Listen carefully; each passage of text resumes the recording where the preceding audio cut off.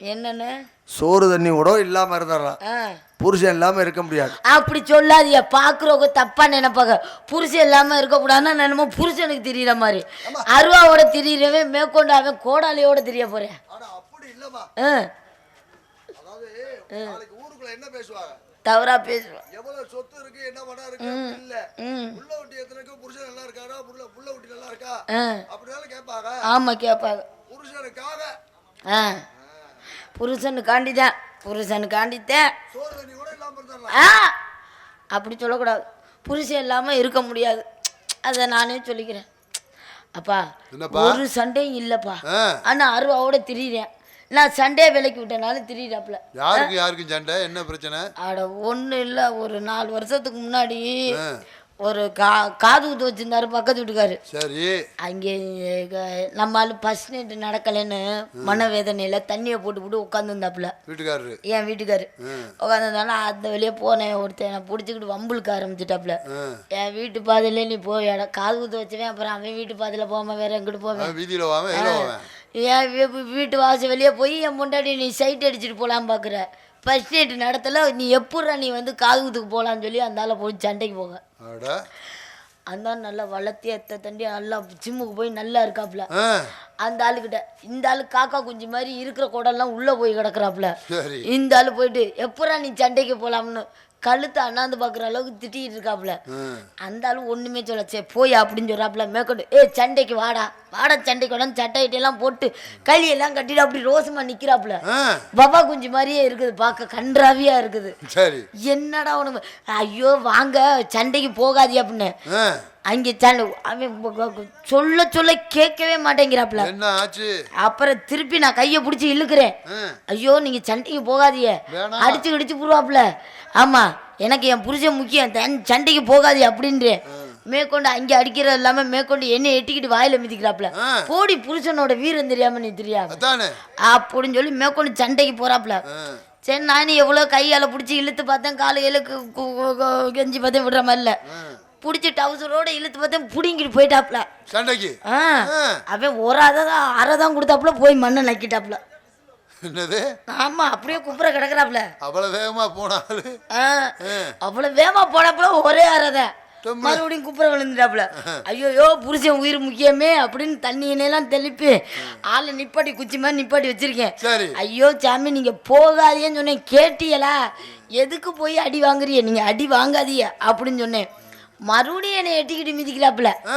நான் இவ ஒரு அடியில் அவன் என்னை சாச்சு விட்டா நீ பார்த்துக்கிட்டு இருக்க.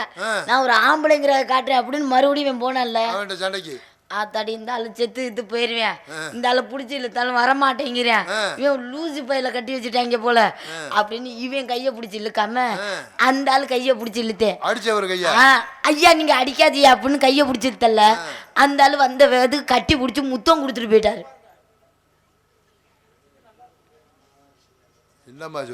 ஆமாப்பா வந்தாலும் முத்தம் கொடுத்துட்டு போயிட்டாரு.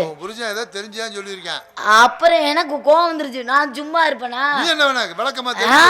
இங்க இருங்க. இப்ப நீங்க என்னை அடிச்சீங்கன்னா திருப்பி நான் என்ன பண்ணுவேன்? அடிக்கணும்ல. அந்த ஆள் முத்தம் கொடுத்துட்டாப்புல. நான் சும்மாவா இருப்பேன்? அந்த ஆள் என்ன கொடுக்குறது அப்படின்னு நான் கட்டி ஏறி இறுக்கி பிடிச்சி முத்தம் கொடுத்துட்டேன். அந்த இடத்துல எதால அடிக்கிறாங்களோ அதால அடிக்கணும் நம்ம. அதோட என் புருஷன் அடித்த போதெல்லாம் நின்று இப்படியே நிற்கிறாப்புல. மண்ணில் பிறண்டு சாம்பல் விழுந்த மண்ணில் பிறந்த இப்படியே நிற்கிறாப்புல. அப்போ அது சண்டே விளக்கணும்னா இல்லையா இங்கே? சண்டே நிப்பாட்டிருக்கேன். சண்டே நிப்பாட்டிருக்கேன். நிப்பாட்டினவன அப்புறம் சொன்னேன் என் புருஷனுக்கு பெரிய ஆபத்தா இருக்கு. நீங்க எப்படியாவது காவல்துறையிட்ட போய் சொல்லிட்டு என் புருஷனுக்கு ஏதோ ஆபத்தா இருக்கு நீங்க ஆளை தூக்கி உள்ள வைங்க அப்படின்னு. சும்மாலாம் ஜோறு ஓட முடியாதுமா அந்த ஆளுக்கு அப்படின்னு சொல்லிட்டாப்புல. அப்புறம் இந்த ஆளை பத்தி நான் தான் பெருமையா சொன்னேன். என் புருஷன் குண்டு குண்டெல்லாம் வச்சிருக்காப்புலங்க, தீவிரவாதியோட பழக்க வழக்கமுங்க அப்படின்னு சொல்லிட்டு. நல்ல மனைவிடா. அவர் உயிரை நான் காப்பாத்திருக்கேன். ஆமா அப்புறம் வெளியில தெரிஞ்சா என்கிட்ட அடி அடி சாக போறேன். அது மறுபடியும் தண்ணியா போட்டு மறுபடியும் சண்டைக்கு போயிட்டாப்லனா அப்படின்னு சொல்லி தீவிரவாதியோட நெருக்க பழக்க வழக்கம். ஆமா துப்பாக்கிலாம் தொடச்சு வைக்கிற வேலை என் புருஷனுக்கு தான் அப்படின்னு தூக்கி உள்ள வச்சுட்டாங்க 5 வருஷமா.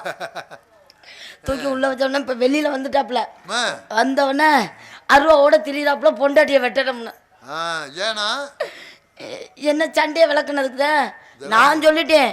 என்ன நீங்க வெட்டுனீங்கன்னு வச்சுக்கோங்க புள்ளைய 2 பிள்ளைகளும் அனாதையாயிரும் அப்படின்ட்டு. பிள்ளையருண்டா? ஆமா. அனாதையா? ஆ ஏம்மா என்னப்பா? கல்யாணம் ஆகி எத்தனை வருஷம் ஆகுது? கல்யாணம் ஆகி 5 வருஷம் ஆகுதுப்பா. இவர் எப்போ உள்ள கல்யாணத்துக்கு அன்னைக்கே போயிட்டாப்புல, மறுநாளே ஜெயிலுக்கு. நான் தான் அனுப்பிச்சி விட்டேன். கல்யாண நாள் கூட கொண்டாடலையே மறு வருஷம். போனது சரிம்மா. கல்யாண நாள் கூட நாங்கள் கொண்டாடல மறு வருஷம். அந்த ஆள் ஜெயில எல்லாம் வச்சிருந்தேன், பாதுகாப்புக்கு வச்சிருந்தேன். அவன் போனேன் சரி. இந்த பிள்ளை 2 யார் வீட்டு பிள்ளை? ஆண்டவன் கொடுத்த பிள்ளைகள். தத்தை எடுத்து வளர்க்குறீங்களா? தத்தெல்லாம் எடுக்கல, நான் பெத்த பிள்ளைய. அவர் ஜெயிலுக்கு போனாலும் நான் எவ்வளவு சிரமப்பட்டு பெற்றிருக்கேன் தெரியுமா பிள்ளையில. நீங்க போங்கப்பா. ஆமா, அவரு ஜெயிலுக்கு போயிட்டாரு, நீ எப்படிமா பிள்ளை பத்த? அப்பா பழனிக்கு போனேன். இங்க இருந்து பால் குடம் எடுத்து நம்ம ஊர் உலகம் நம்மளை தவறா பேசிடும், நம்ம புருஷன் வேற இல்ல அப்படின்னு தப்பா பேசிடணும்னு இங்க இருந்து பழனி போனேன். அப்ப ஆளுகள்லாம் சொன்னா பழனி வீட்டு வந்தா குழந்தை வரணும்னு. இங்க இருந்து பழனி போனேன். மறு வருஷமே அப்ப மூத்த பையன் பிறந்துட்டான்ல, பால் குடம் எடுத்து போனேன்ல, புதுக்கோட்டையில இருந்தே பால் குடம். சாமி பிள்ளையெல்லாம் கொடுக்கும். அடுத்து மறு வருஷம் 1 வருஷம் கழிச்சு மறுபடியும் திருப்பதி போனேன்.